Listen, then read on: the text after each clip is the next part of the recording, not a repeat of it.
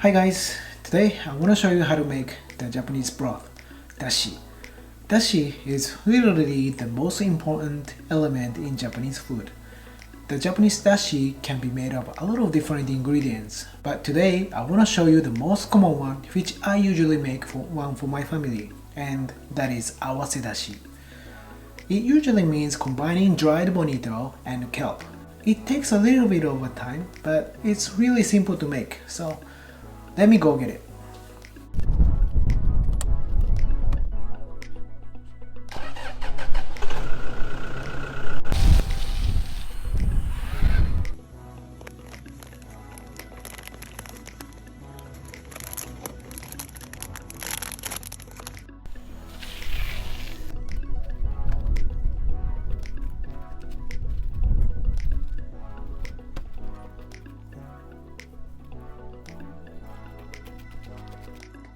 This is the Bonito Flakes that I usually use.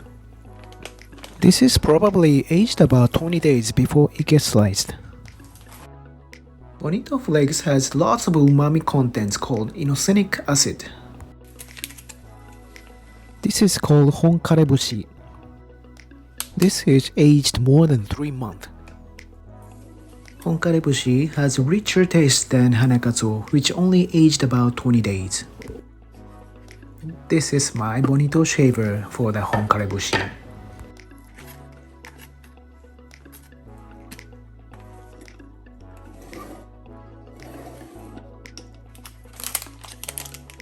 This is the kelp that I use today. This is called Rishiri Kombu. Kelp releases lots of umami contents called glutamic acid. So mixing the two umami contents makes the broth really rich. This is called Hiraka Kombu. I usually use this one. Hiraka Kombu have less umami contents than Rishiri Kombu. This is the king of kelp. This is called makombu. Makombu has higher umami contents than any other kinds. This is Rishiri Kombu. This waving part has more umami contents.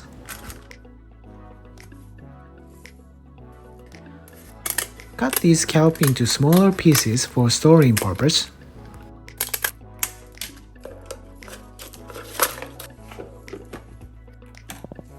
Then pick about 20 grams of kelp.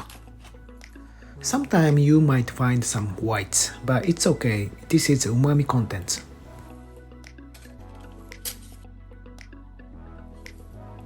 Then toss the kelps into little over 2 liters of water.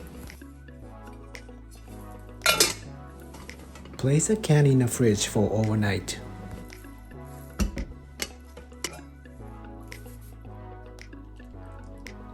After overnight, kelp become larger and slimy.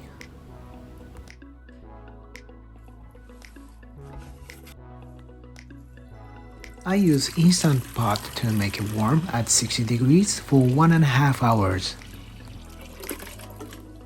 If you don't have an instant pot, you can use a rice cooker and set it warm.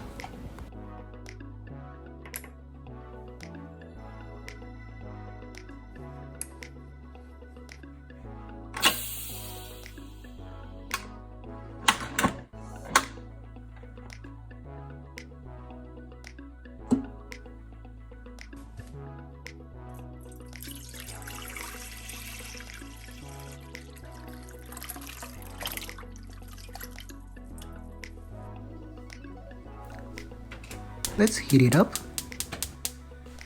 While I'm waiting for the dashi to be boiled, I prepare 50 grams of Bonito Flakes.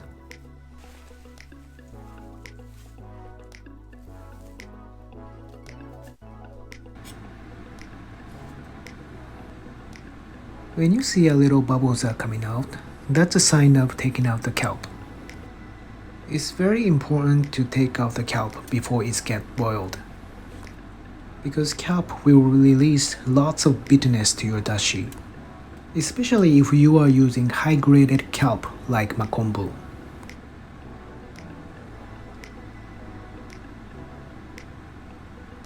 Now I set the heat to high temperature until it gets boiled.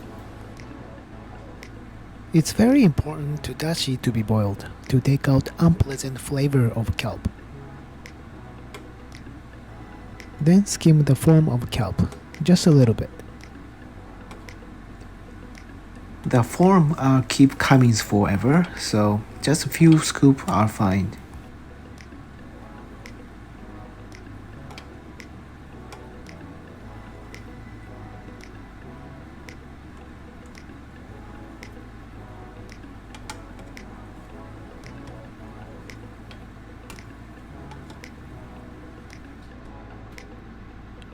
Turn off the heat and then Bonito goes in.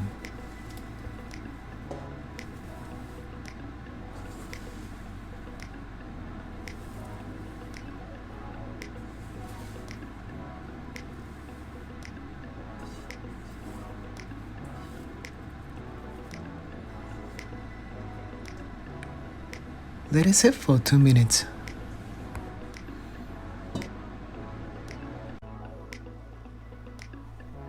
This is a strainer for making dashi. This is very useful. You can use cloth as well. Slowly pour the dashi to the can, very gently.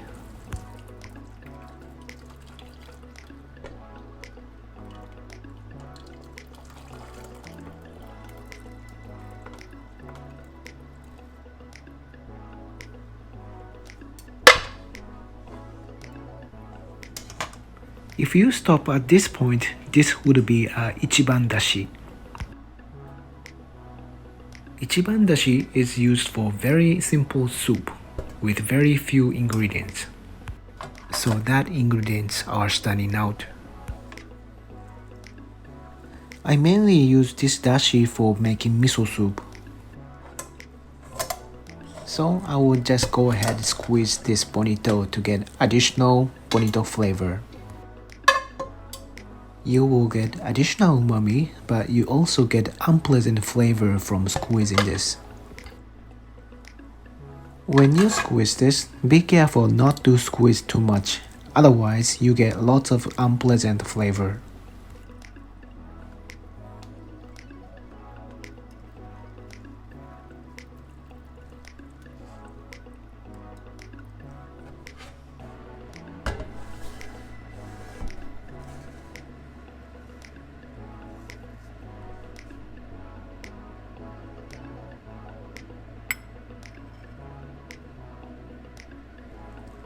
This is a soul food to me that I grew up with. It has lots of umamis. Glutamic acid from kelp and inosinic acid from bonito. These are just perfectly merged.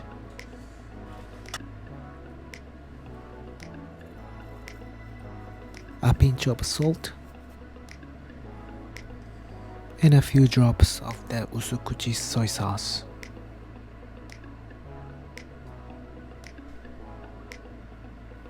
This is already a favorite soup for my family.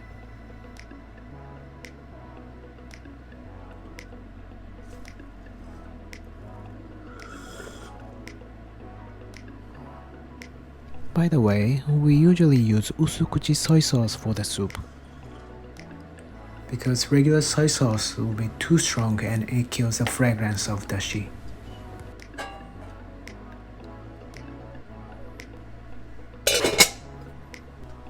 It's always a good idea to cool it down right after you make it. This broth is good for 4 days in the fridge.